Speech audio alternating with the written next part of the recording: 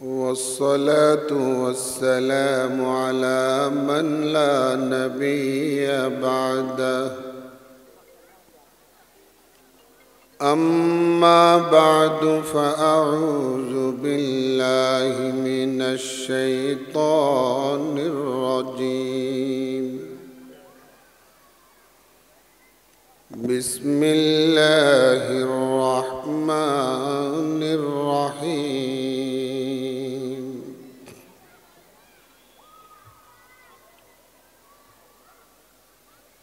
إن الذين قالوا ربنا الله ثم استقاموا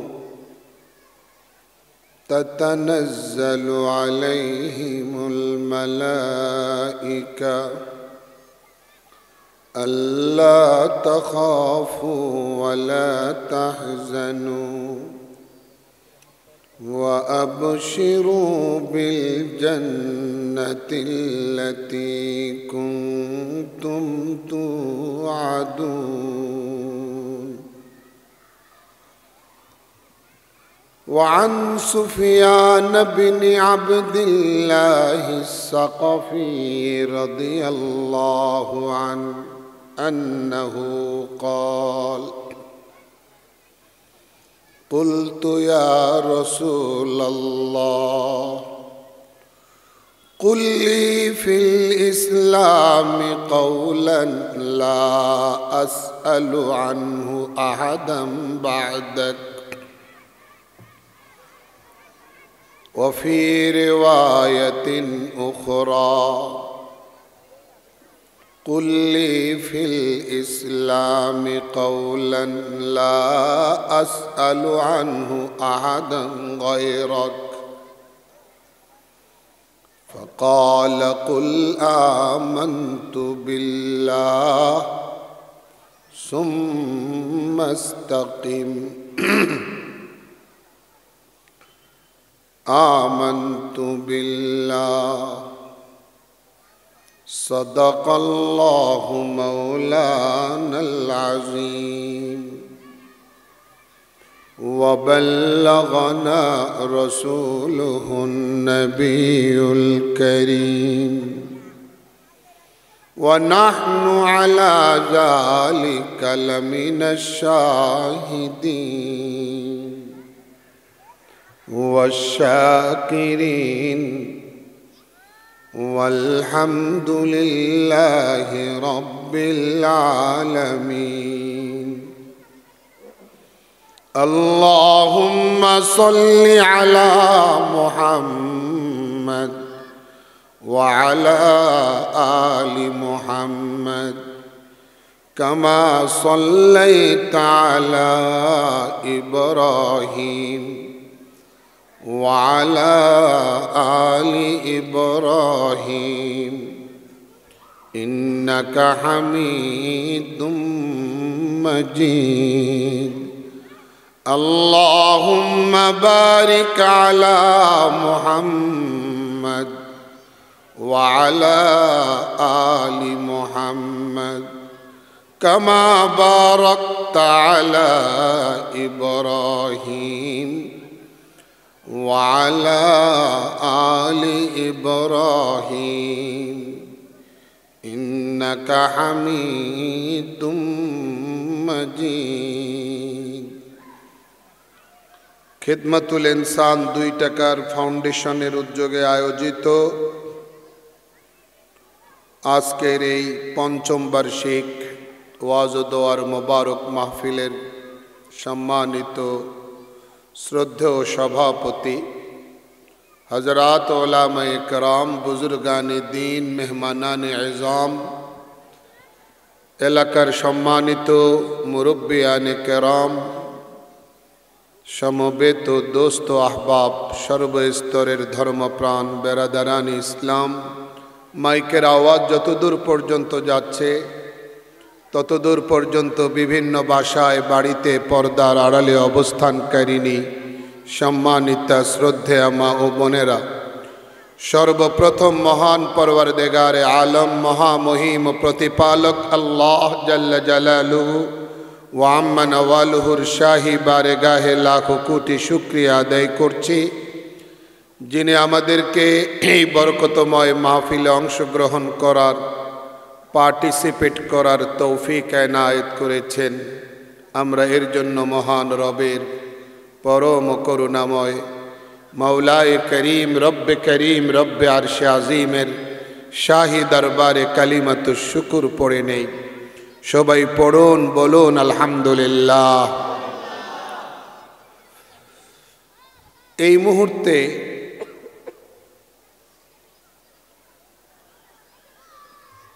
সবচেয়ে বেশি যে ঈমানি গুণটার আমরা ঘাটতি আর অভাব লক্ষ্য করছি,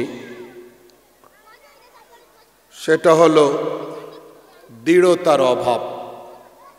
বাংলায় বলে দৃঢ়তা, আরবিতে বলে ইস্তেকামত, ইংরেজিতে বলে স্ট্রংনেস। আল্লাহ তাআলার কাছে ওয়াসফে ইমানি, এই ওয়াসফে ইমানি বৈশিষ্ট্যের অনেক বেশি দাম। কোরআন সুন্নায় অনেক দালাইল নুসুস এ ব্যাপারে আসছে। দৃঢ়তা বিনে ইমানকে সুরক্ষা দেওয়া, ধর্ম পরিচয়কে সুরক্ষা দেওয়া ভেরি টাফ, অনেক কঠিন ব্যাপার।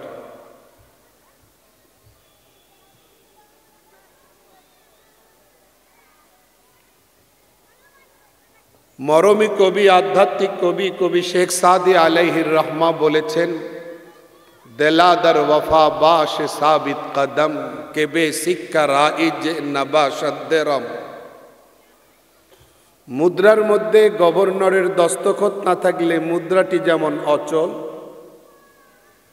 মুমিনের জীবনে ইস্তেকামত আর দৃঢ়তা না থাকলে তার ইমানি জিন্দেগি ওই রকম অচল।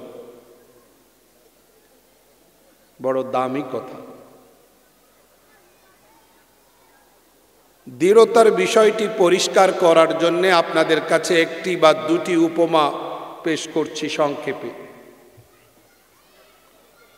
একটা হলো, আপনি যে কোনো শিক্ষার্থী যেগুলো প্রাথমিক স্তরে পড়াশোনা করে, ক্লাস 4, ক্লাস 3, এরকম কোনো শিক্ষার্থী বাচ্চাকে আপনি জিজ্ঞেস করলেন, বাবা বলো তো 18 আর 18 যোগ করলে কত হয়? সে জবাব দিল 36 হয়। জবাবটা সঠিক আছে না? জোরে বলেন। এই যে সঠিক জবাব দিতে সে পারলো, এটা হলো তার শিক্ষা। সে এতটুকু শিক্ষা গ্রহণ করেছে। 18কে 18-র সাথে যোগ দিলে সংখ্যা দাঁড়ায় 36। 17কে 17-এর সাথে যোগ দিলে সংখ্যা দাঁড়ায় 34। আপনি প্রশ্ন করেছেন, সে জবাব দিয়েছে 18 প্লাস 18 সমান সমান 36। এটা তার শিক্ষা, তার জ্ঞান। এই সঠিক জবাবটার উপরে তার দৃঢ়তা কতটুকু,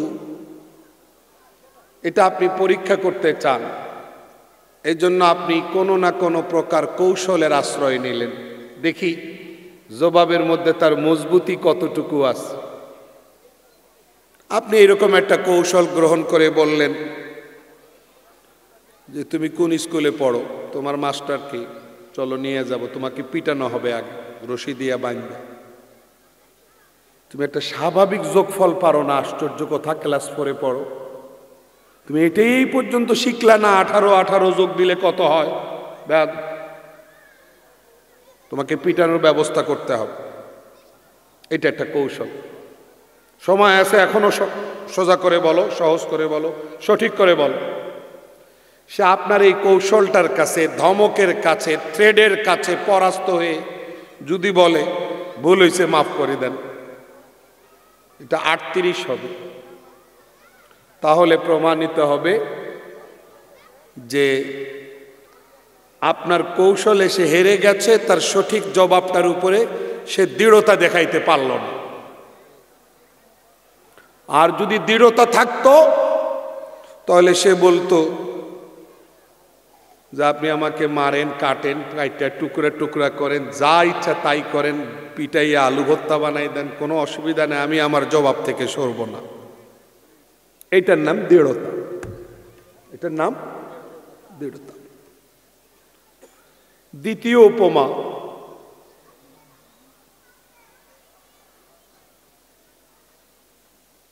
যে একজন মেট্রিক পড়ুয়া মেট্রিক লেভেলে পড়াশোনা করে, মেট্রিক পরীক্ষায় অংশগ্রহণ করার পরে রেজাল্ট আউট হওয়ার পরে দেখা গেল সে একটা ভালো রেজাল্ট করছে। তার বাবা বিদেশে থাকে, বিদেশ থেকে তারে 50,000 টাকা মূল্যের একটা গোল্ডেন কালারের ঘড়ি পাঠিয়েছে। বিশ্বাস করবেন, ঘড়িটা হাতে দেওয়ার সঙ্গে সঙ্গে পুরো হাত জলজল করতেছে।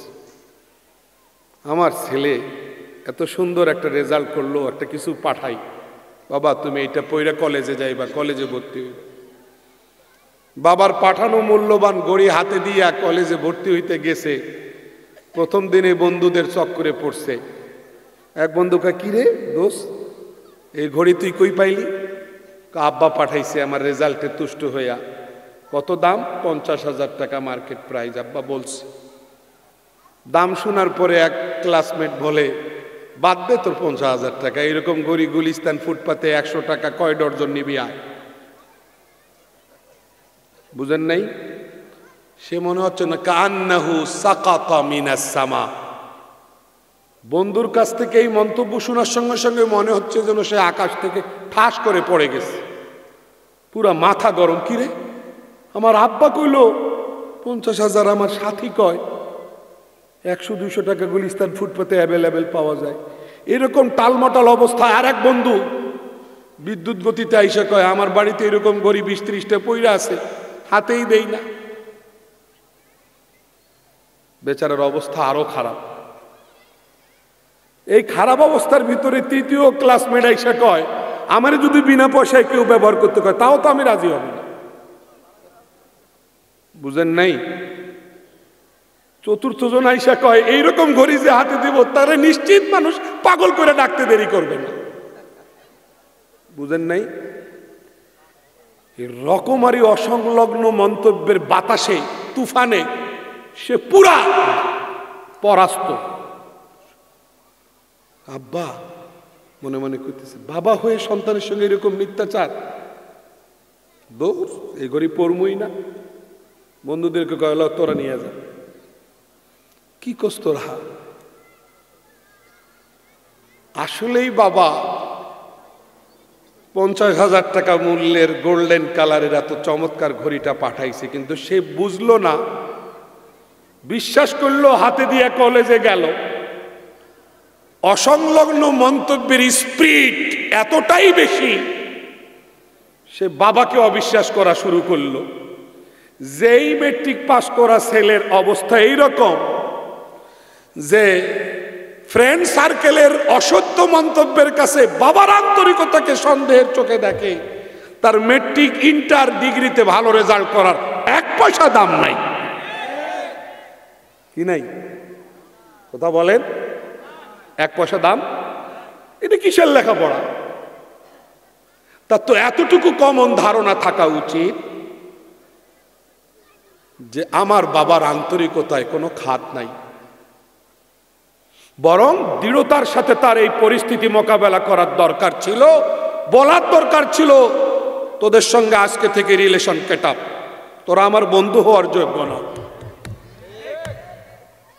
তোদের সাথে আমার কোনো বন্ধুত্বপূর্ণ সম্পর্ক থাকতেই পারে না, তোরা আমাকে পরিকল্পনা করে মিসগাইড করবার চেষ্টা করতেছিস, বিপদগামী করার চেষ্টা করতেছিস। এটা যে বলতে পারবে সে দৃঢ়চেতা শিক্ষার্থী। এটা যে বলতে পারবে না সে বলেন মানে অসত্য আর মিথ্যা মন্তব্যের কাছে বারবার হোঁচট খেতেই থাকবে। কয়টা উপমা দিলাম? কয়টা? বুঝে আসছে? বর্তমান পৃথিবীতে পার্টিকুলারলি বাংলাদেশের মুসলমানদের জন্য নামাজ পড়ি ঠিকই আছে, আগামী পবিত্র রমজান মাসে রোজাও রাখবো আলহামদুলিল্লাহ, যাদের উপর হজ ফরজ হয় হজও করি আলহামদুলিল্লাহ, কিন্তু ধর্মজীবনে দৃঢ়তার বড় অভাব। মানে ইমানের এত বড় পরিচয়কে হরণ করবার জন্যে হাজারো ব্যানার কাজ করছে, অসংখ্য প্ল্যাটফর্ম কাজ করছে, অসংখ্য সাইনবোর্ডধারীরা কাজ করছে, অসংখ্য কুচক্রী মহল কাজ করছে। আমাদেরকে যদি দৃঢ়তার সাথে পরিস্থিতি মোকাবেলা করতে হয়, তাহলে চোখ কান খোলা রেখে সবাইকে পাহারাদার হইতে হবে। এর কোনো বিকল্প নেই, এর কোনো বিকল্প নাই। আপনাদের এলাকায় 2 টাকার ফাউন্ডেশন 5 বছর থেকে সামাজিকভাবে কাজকর্ম করে যাচ্ছে। ইসলামের দৃষ্টিতে মানব সেবার অনেক বড় ফজিলত, সেই ফজিলতপূর্ণ কাজ করে যাচ্ছে। শুধু এবারেই মেহমান হয়ে আসি নাই, আরেকবার আসছিলাম সম্ভবত, এবার সহ 2 বার। এদের উদ্দেশ্য হলো আল্লাহকে খুশি করা, ইসলাম ধর্মের সৌন্দর্য প্রদর্শন করা।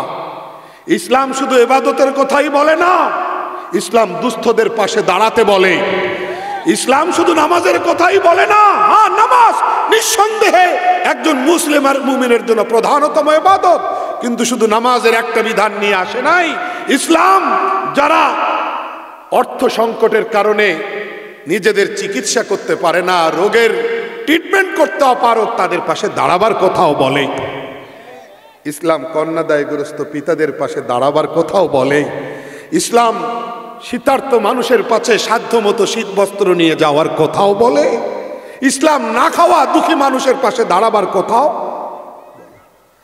এই ডিমান্ড অফ ইসলাম, এটা পূরণ করবার জন্য 2 টাকার ফাউন্ডেশনের আত্মপ্রকাশ নিঃসন্দেহে ডেফিনেটলি এটা প্রশংসনীয়। কিন্তু এই ব্যানারে আরো কিছু চক্র কাজ করে পঞ্চগড়ে, লালমনিরহাটে, কুড়িগ্রামে। তাদের উদ্দেশ্য কিন্তু সৎ নয়। অমুসলিম কিছু ব্যানারও কাজ করছে, তাদের উদ্দেশ্য টিউবওয়েল দেওয়া, দামি কম্বল ব্ল্যাঙ্কেট বিতরণ করা, পরিবারের একজনকে বিনা পয়সায় ফ্রান্স জার্মান নিয়ে যাওয়া, সারা জীবনের জন্য একটা পরিবারকে স্বাবলম্বী করে গড়ে তোলার সেই লোভ, সেই প্রস্তাব। এটার উদ্দেশ্য গোটা পরিবারটাকে খ্রিস্টান বানানো।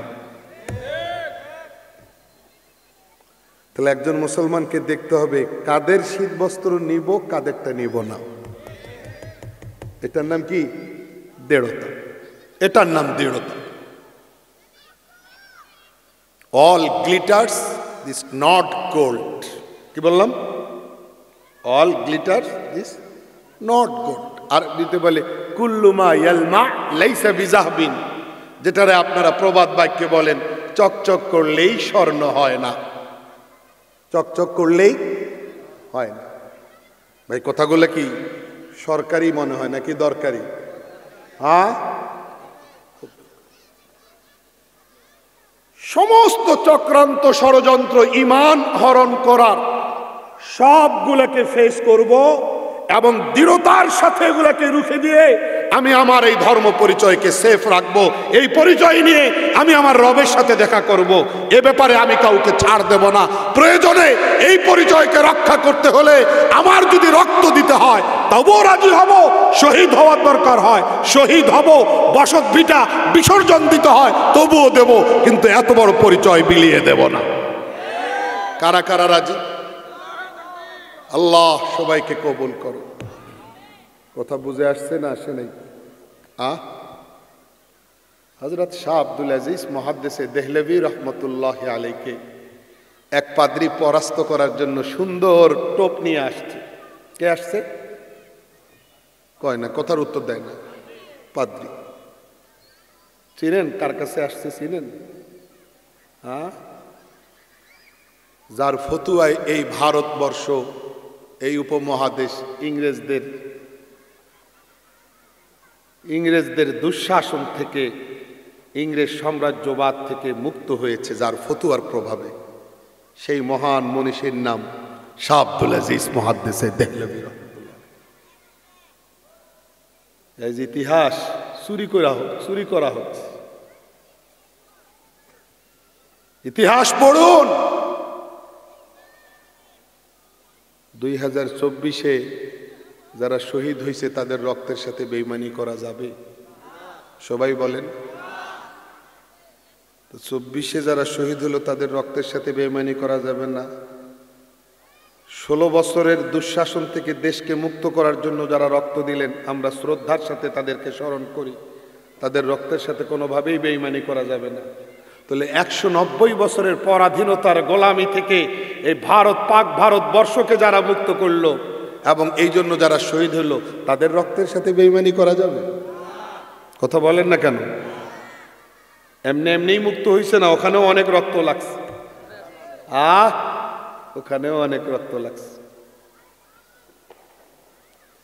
এই যে Kamalapur rail station, Parbatipur Jamalpur railway junction, এই পাকিস্তান ইন্ডিয়া, এই যে আপনারা দেখতেছেন কলকাতার বিভিন্ন স্টেশন, এই যে পুরা উপমহাদেশটাতে এত লম্বা রেলপথ, এটা কবেকার?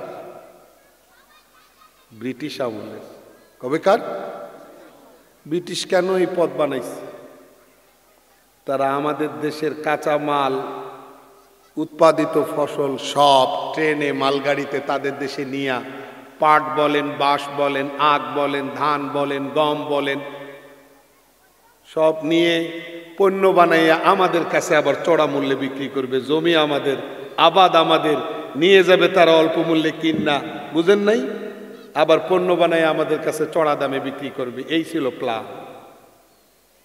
এইভাবে 190 বছর তারা শাসন করছে। মুক্তি পাইলাম কাদের অবদান? কাদের? আলেমদের অবদান। কাদের অবদান? জোরে জোরে। শাহ আব্দুল হাদিস মুহাদ্দিস দেহলভী রহমতুল্লাহ আলাইহির ফতুয়ার অবদান। এই ফতুয়ার প্রভাবেই পরবর্তীতে শাইখুল হিন্দ মাহমুদ হাসান দেওবন্দি রহমতুল্লাহ আলাইহি জমিয়তে উলামা হিন্দ গঠন করলেন। হযরত হুসাইন আহমদ মাদানী রহমতুল্লাহ আলাইহি নেতৃত্ব দিলেন। তাদের বলিষ্ঠ সুযোগ্য শক্তিশালী নেতৃত্বে এই উপমহাদেশ থেকে ইংরেজ ব্রিটিশ সাম্রাজ্যবাদ লেজ গুটিয়ে পালাতে বাধ্য হল।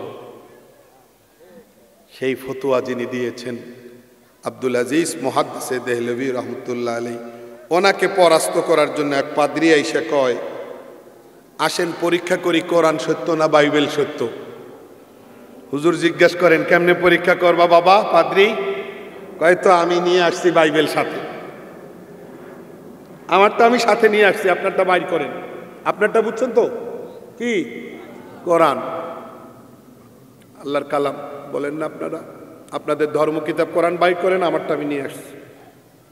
দুইটাই আগুন জ্বালাইয়া আগুনে ফেলবো। যেটা জ্বলবে ওইটা মিথ্যা, যেটা জ্বলবে না অক্ষত থাকবে ওইটা সত্য। বুঝেন নাই? হযরত শাহ আব্দুল আজিজ মুহাদ্দিস দেহলভী রহমতুল্লাহ আলাইহি বলেন, বাবা তোমার প্রস্তাবটার চেয়ে আমার প্রস্তাবটা আরো সুন্দর। আগুন একটু বড় করে জ্বালাই, তুমি তোমারটা বুকে নিয়ে ঝাঁপ দিবা, আমি আমারটা বুকে নিয়ে ঝাঁপ দিব। আল্লাহু আকবার বলবেন না? আস্তে বলা। কি বলছেন? দুই কিতাব আগুনে দেওয়ার দরকার নেই, তুমি তোমারটা বুকে নাও, আমি তারপরে দুইজনে বড় করে আগুন জ্বালায়া ঝাঁপ দেই। আসো। পাদ্রী কয়, আমি স্যারেন্ডার, আমি নাই, আমি স্বীকার করে নিলাম পরাজয়, আপনারই জয়, কোরআন সত্য বাইবেল মিথ্যা, আমি চললাম, আমি নাই, আমি হার মানলাম। পালাইলো কেন? পালাইলো কেন? আসলে অনেক টাকা পয়সা খরচ কইরা ওই বাইবেলটা এমন কেমিক্যাল দিয়ে ছাপানো হয়েছে যেটা আগুন খাবে না, আর কোরআন তো পুড়ে যাবে। আর এই ঘটনাটা ঘটতে দেরি সারা পৃথিবীতে ঢোল পিটানো হবে, হাতে তালি দিয়ে উল্লাস করা হবে, কোরআন সত্য নয়, বাইবেল সত্য, কোরআন মিথ্যা। নাউজুবিল্লাহ। হযরত শাহ আব্দুল আজিজ মুহাদ্দিস দেহলভী রহমতুল্লাহ আলাইহি তো এটা জানতেন না, কিন্তু কোরআনের প্রেম আর ইমানের দৃঢ়তা এমন পূর্ণ মাত্রায় ছিল যে তিনি বললেন, ওইটার দরকার কি? তুই তোরটা বুকে নে, আমি আমারটা বুকে নেই, দুইজনে আগুনে পড়ে যাই। পাদ্রী যেই বাইবেল নিয়ে আসছে ওইটা না ফায়ার প্রুফ, পাদ্রীর শরীরটা তো আর ফায়ার প্রুফ না। বাইবেলটা ফায়ার প্রুফ, পাদ্রীর দেহটা তো আর ফায়ার প্রুফ না। এজন্য পাদ্রী পিছু হটতে বাধ্য হয়েছে। পরে হযরত শাহ সাহেবকে জিজ্ঞেস করা হয়েছে, শাহ আব্দুল আজিজ মুহাদ্দিস দেহলভী রাহমাতুল্লাহ আলাইহি, এত বড় ঝুঁকি নিলেন কেমনে? একটু আপনার দিল কাঁপলো না? উনি জবাব বলছেন, না, একটুও কাঁপে নাই, একটুও না। বলে, আপনি কেমনে পারলেন? তো পারবো না কেন? আমার বিশ্বাস 100 ভাগ কোরআন আল্লাহর কালাম, প্রত্যেকটা অক্ষর আল্লাহর ভিতর থেকে বের হয়েছে। আগুনের কোনো ক্ষমতা নেই কোরআনকে জ্বালানোর। আর এই পাওয়ারই কোরআন আমার বুকে থাকবে, তো কোরআনের উসিলায় আমিও নিরাপদ হয়ে যাব। এই বিশ্বাস থেকেই আমি চ্যালেঞ্জ দিয়ে দিচ্ছি। আমরা কি এরকম দৃঢ়তা দেখাইতে পারি এই জমানায়? তো দৃঢ়তা যদি এইরকম না হয়, তো ইমানের শক্তি দেখা যাবে কোত্থেকে? কাফের পালাবে তো আপনার আমার দৃঢ়তা দেখে। কাফের বেঈমানেরা আমাদেরকে টেলিভিশন আর হাতে অটো সিনেমা হল ধরাইয়া দিয়া তারা বহুত আরামে ঘুমাইতেছে। এই ইমানে আমাদের ভীত হওয়ার কোনো কারণ নাই। মাইন্ড করলেন মনে হয়? মুসলমানদের যেই তালের ইমান, এই ইমানে আমাদের ভয় পাওয়ার, অস্থির হওয়ার কোনো কারণ নেই। জাল অনেকগুলা তারা মেলে ধরে রাখছে। কোন জালে? কাদিয়ানীদের বলছে, তোরা এক ধরনের জাল মেলে ধর, তোরা একভাবে স্বীকার কর। খ্রিস্টান মিশনারি, তোরা আরেক ধরনের স্বীকার কর। ইসকন, তোরা আরেকভাবে স্বীকার কর। আরে বুঝেন নাই কথা? আরে এইভাবে তোরা জাল অনেকগুলা, কোনটাতে ফাঁসবি ফাঁস। কিছু লোককে বানাইছে তোরা বাস এইভাবে দরবার বানা, আর ভালো কসমেটিক লাগা, আর 1 লাখ টাকা 2 লাখ টাকা মূল্যের এরকম আলিশান চেয়ারে বৈশা, তারপরে তুমি ওই রকম পিরমুড়ি দিয়ে স্টাইল শুরু করো। বুঝেন নাই কথা? দরবার লাগা, অনেকগুলো সাইনবোর্ড লাগা, তারপর কে কোন জালে ফাঁসে ফাঁসে। আল্লাহ আমাদেরকে বুঝদান করো। চক্র অনেকগুলা। এত সব চক্রের মধ্যে আপনি এমন ভাবে সতর্কতার সাথে চলতে হবে যেন আমার ঈমান, ইসলাম, ধর্ম পরিচয় কোনোভাবেই আঘাত প্রাপ্ত না হয়। কথা বুঝে আসছে না আসে নাই? হুজুর, এটা কিভাবে সম্ভব? আমি আপনাকে দেখি, জিজ্ঞাসা করি, আপনি জালি কিনবার সময় বাজারে গিয়ে আঙ্গুলের নখ ঢুকাইয়া চেক করেন এটা কচি না পুরাট। এইটা কোত্থেকে শিখলেন আপনি? এটা কোত্থেকে শিখলেন বলেন? হ্যাঁ, জবাব দেন আগে। যেই মানসিকতা নিয়ে একটা জালি চেক করেন আঙ্গুলের নখ ঢুকাইয়া, ওর চেয়ে বেশি আন্তরিকতা নিয়ে আপনাকে সত্য মিথ্যা যাচাই করে পথ চলতে হবে। আপনি ফার্নিচার বানাইবার সময় কই এইটা সেগুন কাঠ, তো নিজে না জানলে যে জানে, যার অভিজ্ঞতা আছে, তারে গিয়ে ভাই একটু বলব। মোবাইল কেনার সময় আপনি যদি এক্সপার্ট না হন, তার একজন এক্সপার্ট মানুষকে সাথে নিয়ে মার্কেটে যান। এই আন্তরিকতা কই পাইলেন? কথা বলেন না কেন? হ্যাঁ, কই পাইলেন? একটা কলা কিনবেন 1 ঝুঁকি, কয়টার কলা থাকে একটা ঝুঁকির মধ্যে? 1 কেজি আপেল কিনবেন, কয়টার আপেল থাকে 1 কেজি আপেলের মধ্যে? আপেলের দোকানদারের ক্ষমতা নাই 6 আপেলের 1টা কেজির মধ্যে 1টা আপেল পোষা দেওয়ার, যতক্ষণ আপনার 2টা চোখ আছে। আপনি এইভাবে মাইটা দেখেন আঙ্গুলে নিয়ে, এই একটা যদি কোন রকম চোখকে ফাঁকি দিয়ে ঢুকায়, তাহলে আপনি বলেন, এই তুই আমার সঙ্গে এরকম করলি কেন? এই আপেলটা খারাপ দিলি কেন? ঠিক না বে? ঠিক। দোকানদার কয়, মাফ করে দেন, মাফ করে দেন, আর হবে না, ভুলে ভুলে হয়ে গেছে। 6টা আপেলের 1টা কেজি কিনবেন, 6টা আপেলের 1টা আপেলও ক্ষমতা নাই আপনার 2 চোখকে ফাঁকি দেওয়ার। আপনি এত সতর্ক। আপনি টাকা গুনে নেওয়ার সময় জাল কোনটা আসল কোনটা কারো ক্ষমতা নেই আপনাকে ফাঁকি দেওয়ার। একটা জালি কেনার সময় আপনি আন্তরিকতা দেখান, আর ধর্ম পরিচয় সেভ করার বেলায় এই আন্তরিকতা যাবে কোথায়? এই আন্তরিকতার মাত্রা আরো বাড়াইতে হবে। কথা কি ভুল? ভুল হইতেছে? ভুল হইলে আমাকে মাফ করবেন, আর সঠিক হইলে আপনি গ্রহণ করবেন। হ্যাঁ, যারা এইরকম সতর্কতার সাথে পরিস্থিতি মোকাবেলা করে ঈমান নষ্ট হওয়ার সমস্ত রাস্তা থেকে দূরত্ব রক্ষা করে, যারা দুনিয়ার জীবন পার করবে, একটু এদিক সেদিক যাবে না, তাদের ফজিলত আল্লাহ বলেন, যারা বলে আমাদের রব আল্লাহ। রবকে শুধু বলছে না, এটার উপরে দৃঢ়তার পাহাড় হয়ে জীবন যাপন করেছে। পাহাড় সরে যেতে পারে জায়গা থেকে, কিন্তু এই ঘোষণা থেকে ঘোষককে সরানো সম্ভব না। এই মাত্রার যারা দৃঢ়তার পাহাড় হয়েছে, বুঝেন নাই? মাউন্টেন ক্যান ভ্যানিশ, ওয়ার পাশে ছিলাম, পরকালেও তোমার সাথে তোমার পাশে থাকবো, তোমার জন্য তোমার দিল যা চায় তার ব্যবস্থা চূড়ান্ত করে রাখা হয়েছে।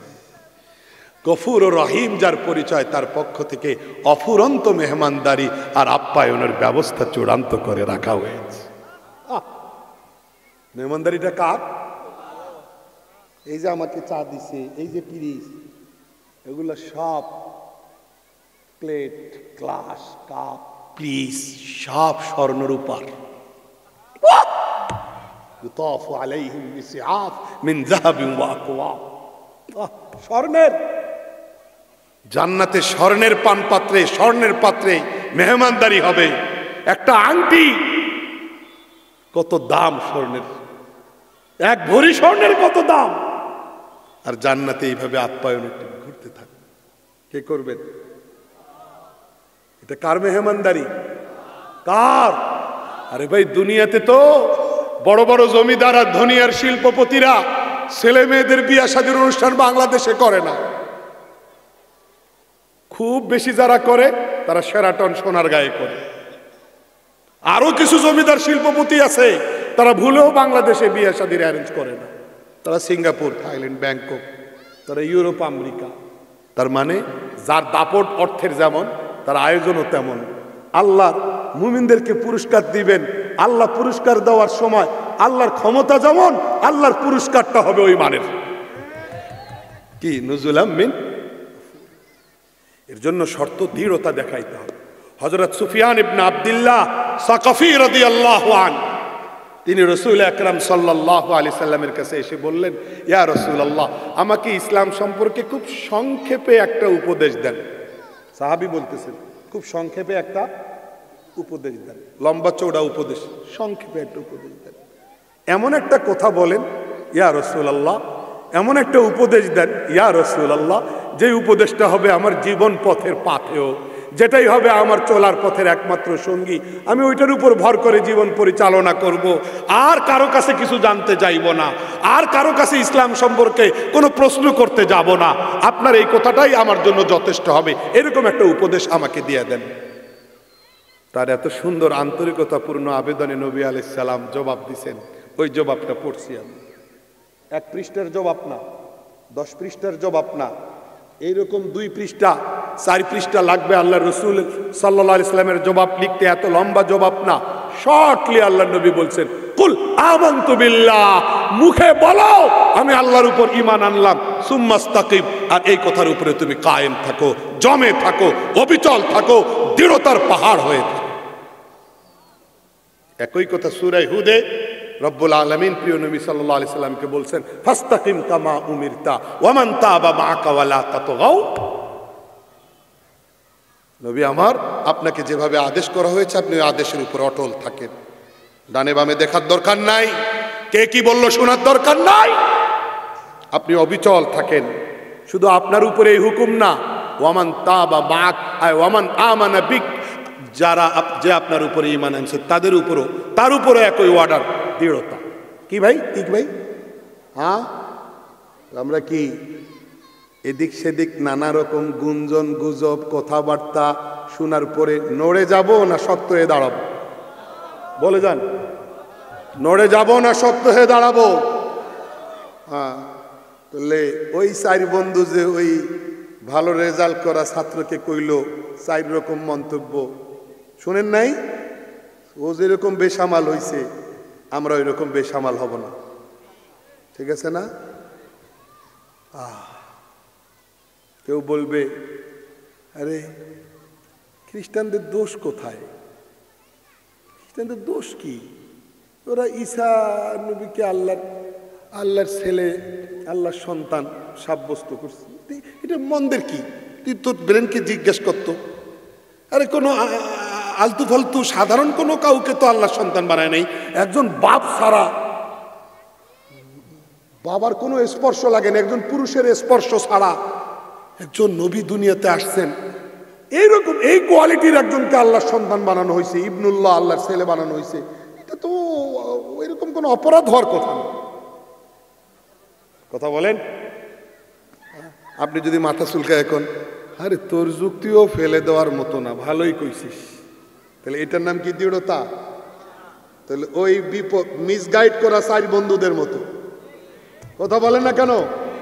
আপনাকে বলতে হবে না, আল্লাহর সন্তান সাব্যস্ত করা এটা আল্লাহর সম্মান নয়, আল্লাহর অপমান। জোরে বলেন, আল্লাহর সন্তান সাব্যস্ত করা আল্লাহর সম্মান নয়, আল্লাহর অপমান। ইহুদিরা কয় উজাইর ইবনুল্লাহ, খ্রিস্টানেরা কয় ঈসা ইবনুল্লাহ। বুঝেন না? আল্লাহর ছেলে, আবার আল্লাহর ছেলে বানায়, আল্লাহর 3 সদস্য পরিবারের একজন সদস্য বানায়, আবার কখনো আল্লাহ বানায়। আকীদাতুত তাসলিস, তৃতীয়বাদের জগা খিচুড়ি মার্কা আকীদা তারা লালন করে। আবার এটাও কয় আমাদের সকলের পাপের বোঝা ঈসা আলাইহিস সালামের কান্দে দিয়া ওনারে শুলিতে উঠাইয়া ওনার ফাঁসি কার্যকর করে ওনার মাইরা ফেলেছে। কি কয় না খ্রিস্টানেরা? কয় না? আল্লাহ কোরআনে কয়, আল্লাহ কোরআনে কয় মা কাতালুহু ওয়া মা সালাবুহু, মারতেও পারে নাই, শুলিও দিতে পারে নাই, ওয়ালাকিন শুব্বিহা লাহু, আল্লাহ কয় তাদেরকে ধাঁধার মধ্যে ফেলে দেওয়া হয়েছে। আর একজনকে ঈসা আলাইহিস সালামের আকৃতি দেওয়া হয়েছে, ওনারে ধইরা নিয়ে ফাঁসি দিছে। আর আসল ঈসা আলাইহিস সালামকে আল্লাহ তাআলা নিরাপদে আসমা বার রাফাহুল্লাহু, আল্লাহ পাক নিরাপদে নিয়ে গেছে। কোথায় আছেন?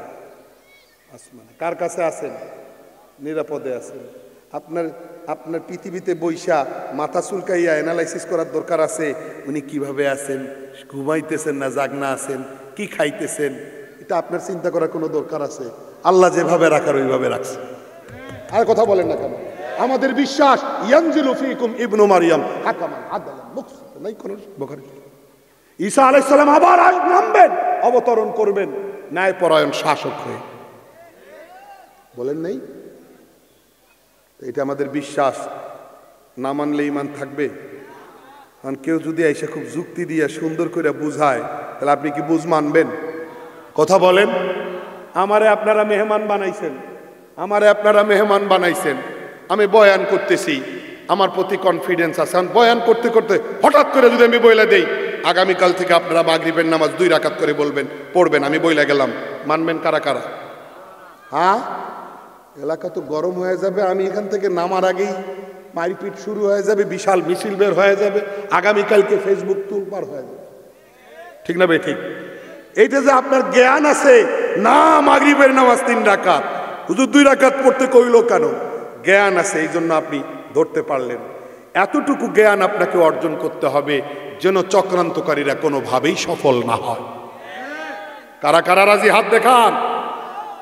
আল্লাহ আল্লাহ আমাদেরকে বুঝ দান করুন।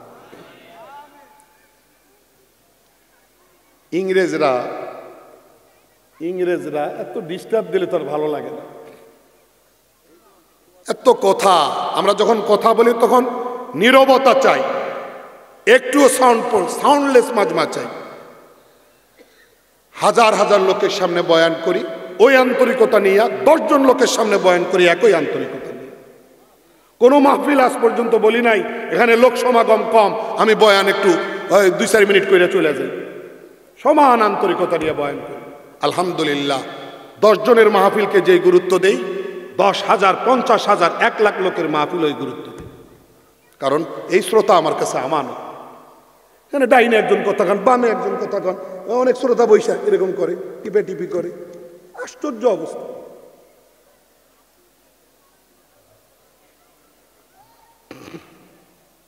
ইংরেজরা যখন এই উপমহাদেশ শাসন করছে, এত পরিকল্পনা তার হাতে নিছে, কোনোভাবেই মুসলমানদের ধর্মীয় বোধ বিশ্বাস কেড়ে নিতে পারেন। শেষ পর্যন্ত তারা আজগুবি একটা রাষ্ট্রীয় কর্মসূচি নিল। কর্মসূচিটা ছিল যে কেন্দ্র থেকে গ্রাম লেভেল পর্যন্ত প্রত্যেকটা মসজিদে একজন করে পাদ্রী যাবে পুলিশি পাহারায়, আর নামাজ শেষ হওয়ার পরে নামাজি মুসল্লিদেরকে খ্রিস্ট ধর্মের যথার্থতা বুঝাবে, ইসলাম ধর্ম মিথ্যা এইটা বুঝাইয়া কৌশলে আস্তে আস্তে সব মুসলমানকে খ্রিস্টান বানাবে। রাষ্ট্রীয় পরিকল্পনা। এই পরিকল্পনার আওতায় পুলিশি পাহারায় এক গ্রামে এক পাদ্রী গেছে নামাজের পরে, জোহরের নামাজের পরে পুলিশ ঘোষণা করছে বসেন, পাদ্রী বক্তব্য দিবে। মসজিদ কার? মুসলমানদের। আইসে কে? উদ্দেশ্য কি? মুসলমানদেরকে খ্রিস্টান বানানো। অবস্থা এতটাই খারাপ, তারা তো চেপে বসছে জগদ্দল পাথরের মতো, প্রতিবাদ করার সাহস নাই। মসজিদ আমাদের, তোমরা এখানে কেন? সব বসছে নামাজের পরে। পাদ্রী দাঁড়াইছে, পুলিশ তো আছে গার্ড। পাদ্রী বক্তব্য দেওয়ার আগে সুন্দরভাবে সকলের নাম, বাবার নাম জানছে। প্রত্যেকেই নিজ নিজ নাম বলেন, বাবার নাম বলেন। সব মুসল্লিরা নিজের নাম, বাবার নাম বলছে। পাদ্রী কয়, একটা প্রশ্ন, প্রত্যেকের বাবা আছে, ঈসা নবীর দোষ কি ওনার আব্বা থাকবে না? আর এই পয়েন্টটাকে সামনে আনার জন্যই সবার নাম, বাবার নাম জিজ্ঞেস করছে। আমাদের সকলের বাবার পরিচয় আছে, পিতৃ পরিচয় আছে, ওনার থাকবে না কেন? সবাই মাথা নিচু করে রাগে ক্ষোভে ফুঁসতেছে। পাদ্রী কয় যে আমি যাই, আপনারা প্রশ্নটা রেখে গেলাম, কয়েকদিন পর আবার আসবো, আপনারা মাওলানা সাহেবদের কাছ থেকে জবাব নিয়েন, জবাবটা রেখে দিন, আসবো। একজন চিকনা চাকনা গরিব মুসলমান কৃষক দাঁড়াইয়া কয়, আমার কথা আছে, আমরা কোনো মাওলানা মৌলবীকে জিজ্ঞেস করার টাইম নেই, আমরা পারবো না, আপনি কইয়া যান কি কইতে আইছেন। সব মুসল্লি কয় হ্যাঁ, সাহস পেয়েছে, হ্যাঁ আমার ওনার কথা, আপনি এখনই কর্ণগর। তো পাদ্রী কয়, টাইম যখন দিলেন না, শুনেন, প্রত্যেকের পিতৃ পরিচয় আছে, ঈসা আলাইহিস সালামের পিতৃ পরিচয় থাকা এটা মানবতার দাবি, এটা যৌক্তিক দাবি। আমরা আমাদের ধর্মীয় দর্শন, মতাদর্শ হলো ওনার আব্বা আল্লাহ। আল্লাহ কয় কোরআনে, লাম ইয়ালিদ ওয়া লাম ইউলাদ, আমিও কাউকে জন্ম দেয়নি, আমাকেও কেউ জন্ম দেয়নি। আল্লাহ কোরআনে কয়, তাকাদুস সামাওয়াতু ইয়াতাফাত্তারনা মিনহু ওয়া তানশাক্কুল আরদু ওয়া তাখিরুল জিবালু হাদ্দা আন দাউ লিররহমানি ওয়ালাদা। আর আমার জন্য সন্তান সাব্যস্ত করার সময় আসমান জমিন ভেঙে পড়ার উপক্রম হয়, জমিন ফেটে যাওয়ার মতো পরিস্থিতি হয়, আসমান পড়ে যাওয়ার মতো পরিস্থিতি হয়। আল্লাহ ধৈর্য আছে, জন্য আল্লাহ 100। পাদ্রী কয় আল্লাহর ছেলে, আল্লাহ না। তখন কৃষক সেটা কয়, মানলাম উনি আল্লাহর ছেলে, তা আমার প্রশ্নের জবাব দিয়ে তারপরে বাইরে হবেন, আপনার ধর্ম পরে মানুম না, না মানুম পরে। আমি একজন গরিব কৃষক, আমার এই ছেলে মেয়ে ফোলামাইয়া 11 জন সন্তান, আল্লাহ আসমান জমিনের মালিক, ওনার কি অভাব? ওনার মাত্র একজন কেন?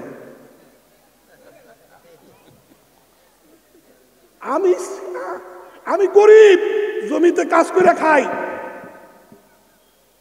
দেখেন শরীরের অবস্থা, বুড়া মানুষ, আমার এই ছেলে মেয়ে 11 জন সন্তান, আল্লাহর তো কোনো অভাব নাই, বিশাল রাজত্ব, ওনার একজন কেন?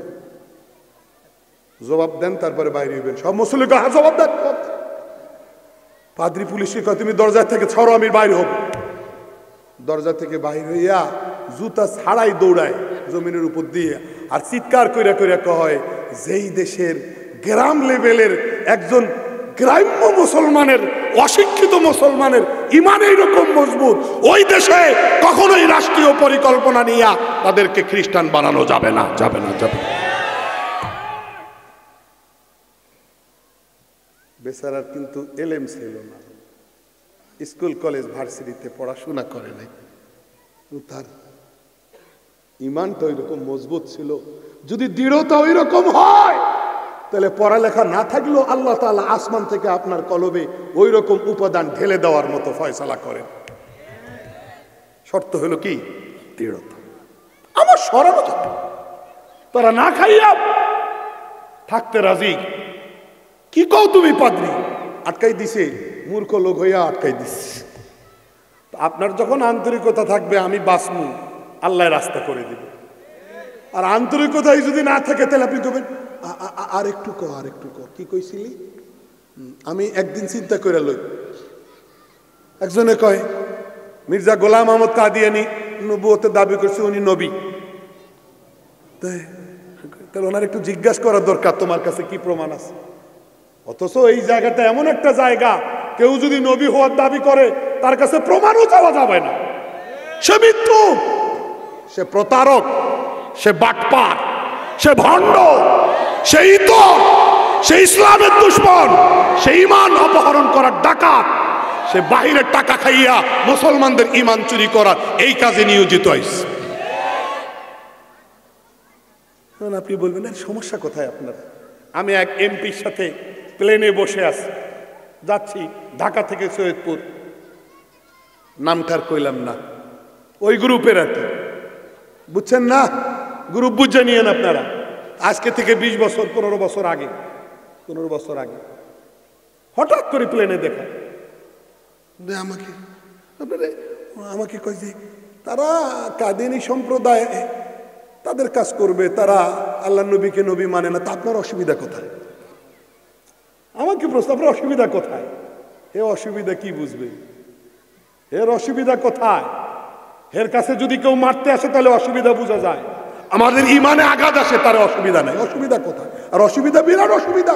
কাজ সে করুক, কিন্তু বেঈমান হিসাবে করুক। আজান আমাদের পরিভাষা, নামাজ আমাদের পরিভাষা, মসজিদ আমাদের পরিভাষা, এগুলি কার? কোরআন আমাদের পরিভাষা। তারাও যখন আমাদের মতো মুসলমান সাইজা নামাজ পড়বে, আজান দিবে, একামত দিবে, মসজিদ বানাবে, তখন তো মুসলমান, অরিজিনাল মুসলমানদের মেয়ে ছেলেদের বিবাহ তাদের সাথে হওয়ার একটা ঝুঁকি থেকে যায়। আর যখন তারা আলাদা পরিচয় নিবে, তারা অমুসলিম, সংখ্যালঘু সম্প্রদায়, আলাদা পরিচয় থাকবে, তখন এইরকম ঝুঁকি থাকে না। এই জন্যই আমরা বলি রাষ্ট্রীয়ভাবে ঘোষণা করতে হবে তারা কাফের। কথা বুঝেন? এখানে অনেক শিক্ষিত লোক এসে আমাদেরকে হেদায়েত দেয়। আপনারা সব জায়গাতে সিরিয়াস। আপনারা কি সব জায়গাতে? কে এইরকম বিবাহিত যুবক আছেন, আপনার বউ আরেকজনের সঙ্গে ফষ্টি নষ্টি করে, আপনি সিরিয়াস হন না? কে আছেন এইরকম? আছেন কেউ? কন না যে আমার দিলটা একবারে বঙ্গোপসাগরের মতো উদার, আমার মাইন্ড অনেক ক্লিয়ার, আমার বউ কার সাথে কি করে করুক আমার। আছেন এইরকম কেউ? আর কথা বলেন না কেন? তো আপনার জায়গায় আপনি শক্ত, ইমানের জায়গাটা শক্ত থাকা উচিত না? আল্লাহ সারা পৃথিবী তৈরি করছেন মানুষের জন্য, আর মানুষকে তৈরি করেছেন ইমানের জন্য। সেই ইমান কি শিরিকের দাগমুক্ত থাকবে না? সেই ইমান কি ফ্রেশ থাকবে না? এই 1 গ্লাস দুধের মধ্যে যদি হাফ গ্লাস পানি দেন, দুধের কি কোনো শক্তি থাকে? কথা বলেন না কেন? তা আপনি ইমানের মধ্যে যদি এতগুলা ঢুকান, মিক্সড পাতলা কি দেন, এটা তো ইমান থাকে। আল্লাহ বুঝার তৌফিক দান করেন। এক দেশের স্বাস্থ্যমন্ত্রী পাগলের হসপিটাল দেখতে গেছে। মজার কিচ্ছা, কি দেখতে গেছে? জোরে বলেন। তার সঙ্গে সচিব পর্যায়ের, ডিসি পর্যায়ের, হসপিটালের অনেক কর্মকর্তা পিছনে, প্রায় 50-60 জন। তো ভিতরে ভিজিট করতেছে। তো এক পাগলের রুমের সামনে দিয়ে যাওয়ার সময় জানালা দিয়ে পাগল ডাইকা কয় একজন পাগল, স্যার স্যার একটু দাঁড়াবেন, এক্সকিউজ মি স্যার, 1 মিনিটের জন্য একটু দাঁড়ান। স্যার দাঁড়াই গেছে মন্ত্রী সাহেব। পাগল কয়, স্যার ধন্যবাদ, আমার ডাকে আপনি দাঁড়িয়ে গেলেন। স্যার আমি একজন অসহায়, আপনি 1 মিনিট আমার একটা কথা শুনেন। স্যার আপনার সাথে এত মানুষ কেন? নিশ্চয়ই আপনি কোনো ক্ষমতাবান ব্যক্তি, সম্ভবত আমাদের হসপিটাল ভিজিট করতে আসছেন। জি। তো স্যার আসলে কিন্তু আমি পাগল না, আমি সুস্থ। আমার আত্মীয় স্বজন গ্রামবাসী চক্রান্ত করে আমার পাগল বানাইয়া ভিতরে ভৈরা দিয়ে রাখছে, যেন আমার জমা জমি দখল করে। স্যার প্লিজ হেল্প মি, আমাকে একটু সাহায্য করেন, আমাকে এখান থেকে মুক্ত করেন। তার সুন্দর দরখাস্ত আর আবেদন শুনে মন্ত্রী মহোদয় হসপিটালের প্রধান কর্মকর্তাকে ধমক দিয়া কয়, থ্রেট দিয়া কয়, এই সুস্থ মানুষটারে পাগল বানাইয়া ভিতরে ভর্তি করে রাখছো কেন? তোমরা মনে হয় এইভাবে কোনো ইনকাম করো? হসপিটালের প্রধান কর্মকর্তা কয়, না স্যার এই কাজ আমরা করি না, উনি পাগল। মন্ত্রী কয়, তুমি আমারে হাইকোর্ট দেখাও, আমি মিনিস্ট্রি চালাই, মন্ত্রণালয় চালাই, আমি বুঝি চিনি না কে পাগল কে সুস্থ। ফাইজিল কোথাকার। এখন তো হসপিটালের প্রধান কর্মকর্তা মহাবিপদে, স্যারেরে কেমনে সামলায় আর পাগলেরে কেমনে পাগল কইরা দেখায়। হঠাৎ বুদ্ধি খেলে গেল। হসপিটালের প্রধান কর্মকর্তা পাগলকে ডাক দিয়ে কয়, চিনো কার সাথে কথা বলতেছো? দাঁড়ানো অবস্থায়। ইনি হলেন আমাদের দেশের হেলথ মিনিস্টার, স্বাস্থ্যমন্ত্রী, এই নাম। পাগল কয় জানালা দিয়ে আঙ্গুল বাইর করে, যা বেটা তুই পাগল, তুই মন্ত্রী হইলে আমার কি, যা ভাগ, তুই মন্ত্রী হইলে আমার কি, ভাগ। তোর মন্ত্রী মাথা নিচু করে এখন বিশ্বাস হয়েছে যে লোকটা, জোরে বলেন। আর আগে বিশ্বাস কি ছিল? কথা বলেন, আগে বিশ্বাস কি ছিল? কত পার্সেন্ট বিশ্বাস? কিভাবে বিশ্বাসটা হইল? ভালো কথা শুই না, সুস্থ মানুষের কথা শুই না, 100% বিশ্বাস লোকটা সুস্থ। আর এখন নষ্ট হইল শুধু শুধু শুধু একটা আঙ্গুল দিয়া। বোঝা গেল কাউকে পাগল সাব্যস্ত করার জন্য পাগলামি 20-30টা আলামতের দরকার হয় না, একটা আলামতেই যথেষ্ট। ঠিক তদ্রূপ কারো ঈমান নষ্ট হওয়ার জন্য 10টা 20টা 100টা প্রমাণ চাওয়ার কোনো দরকার নাই। ঈমান নষ্ট হওয়ার মতো একটা কারণ পাওয়া যাওয়াই যথেষ্ট। বুঝছে? মাথায় ঢুকছে বিষয়গুলো? ভাই দরকারি না সরকারি? হ্যাঁ, কি একদিনের জন্য দরকারি না 1 মাসের জন্য দরকারি? চিন্তা করে 1 মাসের জন্য কই, তা বল আচ্ছা আরেকটু ফ্রেশ করে, 1 মাসের জন্য না 1 বছরের জন্য? সারা জীবনের জন্য দরকারি কথা। যেন আমি ফ্রান্সে গেলেও ঈমান নিয়ে বাঁচতে পারি, জার্মানে থাকলেও যেন ঈমান নিয়ে বাঁচতে পারি, আমি যেখানেই থাকবো ঈমান আমার 1 নম্বর পরিচয়। এই পরিচয়কে কোনো অবস্থাতে আমি বিসর্জন দেব না। আরেকবার হাত দেখান। আল্লাহ সবাইকে কবুল করুন। আল্লাহ আমাদেরকে 2 টাকার ফাউন্ডেশনকে 2 টাকার ফাউন্ডেশন মনে না করে সমাজ রক্ষার ফাউন্ডেশন মনে করার তৌফিক দিন। কি বললাম? 2 টাকার ফাউন্ডেশনকে 2 টাকার ফাউন্ডেশন মনে না করে সমাজ রক্ষার, মানুষের জন্য মানবতার ফাউন্ডেশন মনে করার তৌফিক দান করে। তাহলে আপনি প্রশ্ন করতে পারেন, হুজুর 2 টাকা নাম দিল কেন? 2 টাকা নাম দিল আদায়টা সহজ করার জন্য, সম্পর্ক করাটাকে সহজ করার জন্য, ধন্যবাদ পাওয়ার যোগ্য। ব্রেন খাটাইছে তারা, এ অল্প 2 টাকা 2 টাকা 2 টাকা 2 টাকা যেন দিতে গায়ে না লাগে, ধন্যবাদ। এটা 2 টাকার ফাউন্ডেশন না, এটা মানবতা রক্ষার ফাউন্ডেশন। এটা 2 টাকার ফাউন্ডেশন না, এটা সমাজ রক্ষার ফাউন্ডেশন। এটা 2 টাকার ফাউন্ডেশন না, এটা গরিবদের পাশে দাঁড়ানোর, ইনসানিয়ত, মানবতাকে সুরক্ষিত রাখার ফাউন্ডেশন। এই জন্য আমরা সাহায্য করব কি না ইনশাআল্লাহ? হাত দেখান আল্লাহকে। আল্লাহ সবাইকে তৌফিক দান করেন, আমিন। ওয়া আখিরু দাওয়ানা। আচ্ছা হুজুর আপনি কথা বলেন, রাজি আছি তো সবাই? তাহলে আমরা দুস্থদের পাশে দাঁড়ানোর জন্য, গরিবদের পাশে দাঁড়ানোর জন্য, অসহায় শ্রেণীর মানুষের পাশে দাঁড়ানোর জন্য আমরা এদের পাশে থাকব। আপনার নাই একটু ভালো কথা বলে তো উৎসাহ দিতে পারেন, একটু সুন্দর কথা বলে তো উৎসাহ দিতে পারেন। আজকে আমরা সামাজিকভাবে এতটাই আমরা অবক্ষয়ের দিকে যাচ্ছি, গুণকে আমরা উৎসাহিত করি না, আমরা খারাপ বিষয়গুলিকে অনুপ্রাণিত করি। গুণকে উৎসাহিত করা দরকার, তাহলে গুণ আরো বেশি মাত্রায় জন্ম নেবে। আল্লাহ আমাদের সকলকে হেদায়েত দান করুন, আমিন। ওয়া আখিরু দাওয়ানা আনিল হামদুলিল্লাহ।